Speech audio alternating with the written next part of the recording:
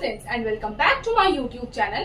आज का जो हमारा टॉपिक है that is must do topics from your unit number 1 and unit number 2 as CSIR is approaching. So हम इसमें से देखेंगे कि कौन से ऐसे इंपॉर्टेंट टॉपिक्स हैं जो आपको स्किप नहीं करने हैं। टॉकिंग अबाउट बायोकेमिस्ट्री, सबसे पहले अमीनो एसिड्स में से आपको जो PI कैलकुलेशन है, that how do you calculate your isoelectric point, protein का वेट कैसे कैलकुलेट करते हैं। अगर आपको नंबर ऑफ अमीनो एसिड्स दिए हो, रामाचंद्रन प्लॉट कि कहाँ पे आपका राइट हैंडेड अल्फा हेलिक्स बनता है, कहाँ पे लेफ्ट हैंडेड बनता है, 5 साई वैल्यूज आपको याद होने चाहिए। कार्बोहाइड्रेट्स में एपीमर्स और एनोमर्स के examples, reducing non reducing sugar कौन से हैं, लिंकेजेस जैसे कि इसमें अल्फा 14 है, कब बीटा 14 ग्लाइकोसिडिक लिंकेज है, प्लाज्मा मेम्ब्रेन की कॉम्पोजिशन की कौन से लिपिड्स उसमें है, कौन से प्रोटीन्स है, कौन से कार्बोहाइड्रेट्स हैं, ये स्किप नहीं करना है। अमीनो एसिड्स की क्लासिफिकेशन जैसे कीटोजेनिक, ग्लूकोजेनिक कौन से हैं, असेंशियल नॉन असेंशियल कौन से हैं, इस तरीके से। और हर अमीनो एसिड का कैरेक्टरिस्टिक्स होता है, जैसे कि एक आयरल ग्लाइसिन है, ठीक है, जो निनहाइड्रीन टेस्ट नहीं देता है वो प्रोलीन है, तो इस हिसाब से आपको ये याद रखना है।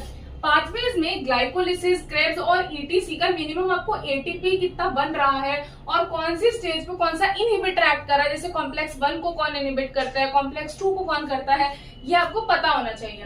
फैटी एसिड में आपको बीटा ऑक्सीडेशन जरूर पता होना चाहिए, खास करके ATP सिंथेसिस, जैसे पाल्मिटिक एसिड दे दिया तो उसको कितना ATP सिंथेसिस होगा। एंजाइम में आपको एंजाइम की जो क्लासिफिकेशन है, जो 6 क्लासेस हैं वो, उसके अलावा एंजाइम इनहिबिशन के जो ग्राफ्स हैं, किसमें क्या बढ़ रहा है, क्या कम हो रहा है, एंड माइकलिस मेंटन इक्वेशन, कैसे आप Km कैलकुलेट कर सकते हो और कैसे आप Vmax, V0, ये सब आपको पता होना चाहिए।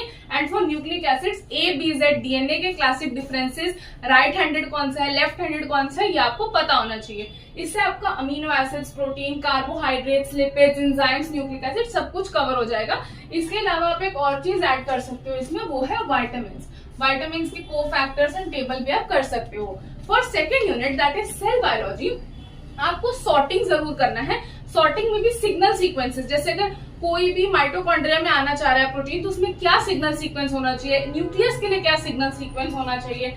साइटोस्केलेटल की केसेस में ड्रग्स बहुत इंपॉर्टेंट है। एक्टिन की पॉलीमराइजेशन, डीपॉलीमराइजेशन को कौन इनहिबिट कर रहा है, सेल साइकिल के checkpoints G1, S, G2, M, इन सब फेजेस में कौन से चेक पॉइंट्स कब काम करते हैं। ऑर्गेनेल में आपको रोल्स कवर करने हैं, जैसे एक तो ये कि कौन सा डबल मेम्ब्रेन है, कौन सा सिंगल मेम्ब्रेन है, कौन सा नो मेम्ब्रेन है। इसके अलावा रोल्स कि कहाँ पर फोटोसिंथेसिस हो रहा है, कहाँ किसको हम सुसाइडल बैग्स कह रहे हैं, कहाँ डिग्रेडेशन हो रहा है, ये सब आपको करना है। ट्रांसपोर्ट में एग्जांपल्स जैसे active transport, secondary active, primary active में कौन से एग्जांपल्स हैं, एंड बैक्टीरियल ग्रोथ कर्व और इसका calculation. I hope this video